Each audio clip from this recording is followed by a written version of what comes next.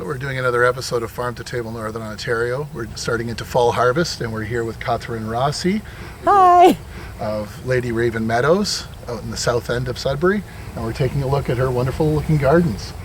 So my little farm was created really organically. We have 5 acres here, but we only farm maybe a quarter of an acre. And it's been an evolution over time. So when we first got here, most of this side yard where we farm most of the food was mostly dead, growing on lots of sand and fill that was brought in. So it took us a lot of time to regenerate the soil. So this is the first year that I've actually been able to produce a huge amount of food and sell it, which has been really exciting for us.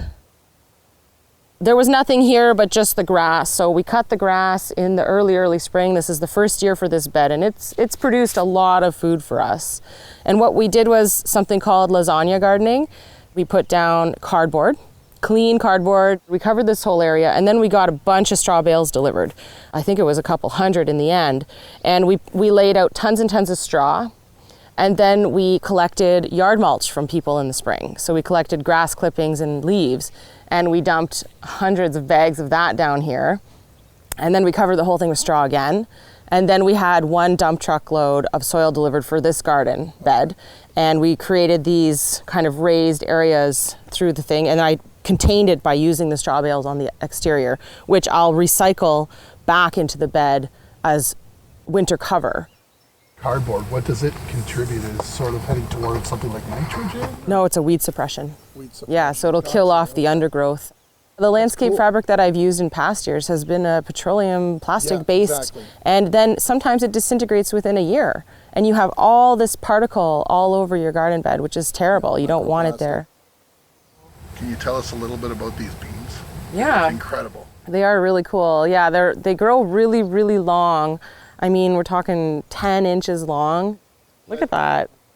It's crazy to grow beans. You might as well grow them because they take up no space at all. They have these like gorgeous little flowers. You'll even see hummingbirds come right up to them and all kinds of pollinators. So they're super happy. And I think next year I would do, a whole row. I just put too many things in this garden. It should just be like 1, 2, 3 types of things. Wonderful. So now I know for next year. So you'd mentioned you've got a couple different varietals and that you've got some unique seeds. Whereabouts are you finding those?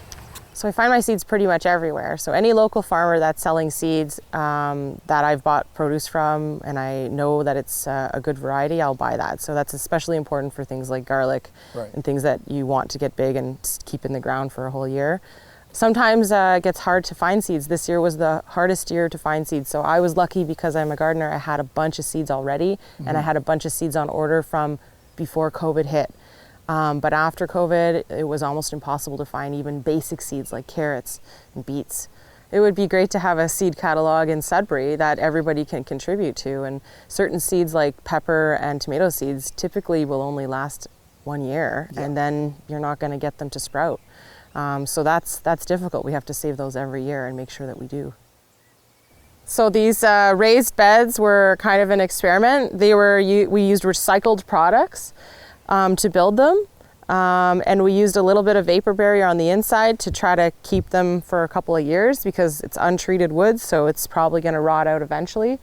But I used straw bales on the bottom, and then I covered it with horse manure, and I let it age for a little while and watered it so that it would percolate down into the straw and start the decomposition process of the straw. And I took the temperature of the straw every day until it reached a certain temperature to say, hey, it's ready. And then I covered it with the soil and then we planted after that. So it was quite the process. And now you can see that the straw bales in this bed have collapsed. Yeah, so, I was going to point that out. You can actually see it, that it's actually consumed everything and made it more bioavailable to the vegetables. It's awesome.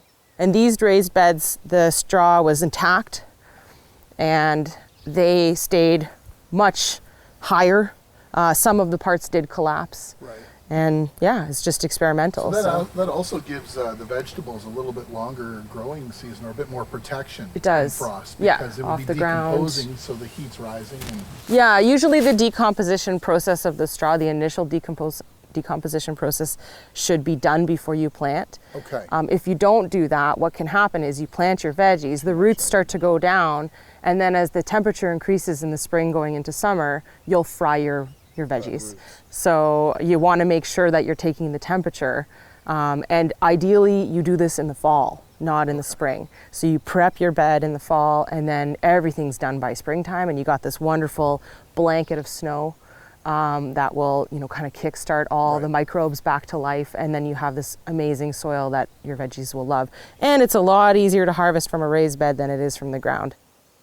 So this year we went to a farm down the road, Hillsview Stables, and they had a huge amount of 2-year aged horse manure. And horse manure can be tricky because it can have a really high nitrogen level because it can be mixed in with the straw that they use as their bedding, and it can be mixed in with a lot of urea from their urine. But it was perfect. It helped kickstart the decomposition process and just added a bunch of nutrition.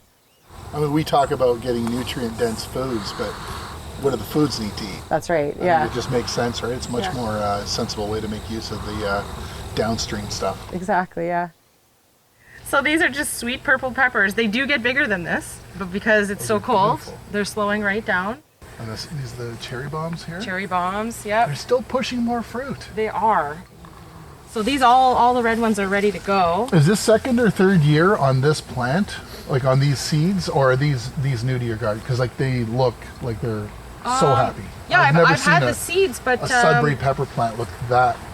You mean like grow the seeds it looks each so, year? Yeah. Like I'm just like, are these acclimated, or is this new to your garden? This is new to my garden, and we've gotten really good at growing peppers because my husband really likes to make a lot of hot sauce. These long cayennes are the most incredible hot peppers I've ever grown. Like, look at the size of this thing. These are huge peppers, and they have a wonderful flavor, and they will turn red, but I have been pretty much selling them as green because people just take them off my hands before they turn red. They're only starting to turn red. Yeah. These are those black pearls. I've never heard or seen anything like that. Yeah, they're gorgeous plant. Look at the leaf. Am I in trouble? Maybe. You'll know, you can spit it out, but you might need I'm not going to. What does it taste like? Really good. It has incredible flavor, which is something about hot peppers, because some of them, they're just hot and they just burn your mouth. There's not a lot of flavor. This actually has a lot of really nice flavors. Yeah, it's an award-winning pepper according to Rasi, so quite a nice pepper. This is hilarious. Wait till you see these. Oh my god. Hello. And there's worms on it even from the compost. Yeah. Wow. These are my babies. It's almost looking like a gourd.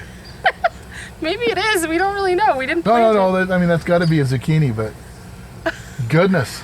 I've had bigger ones than this. We have so much zucchini, we don't know what to do with it. There's the patty pans at the right size. Yeah, they're really great. Patty pans are prolific producers, and they give you a lot of food. Grab two of the smallest. Yeah, look at this. It's incredible the colors you're able to get out of this area. I keep adding an item and keep getting more blown away by every I know, right?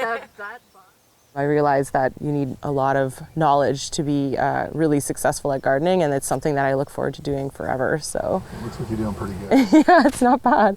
We're pretty happy with it.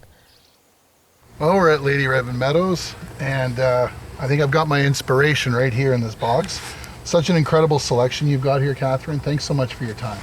You're welcome. Thanks for coming out and checking out our little farm, and I'm really happy that you're gonna eat more plants and keep going with your awesome cooking. Thank you so much. You're welcome. Oh, all these wonderful things available. We've also got these wonderful things available. Check out the link in our bio. Get your farm to table Northern Ontario merch.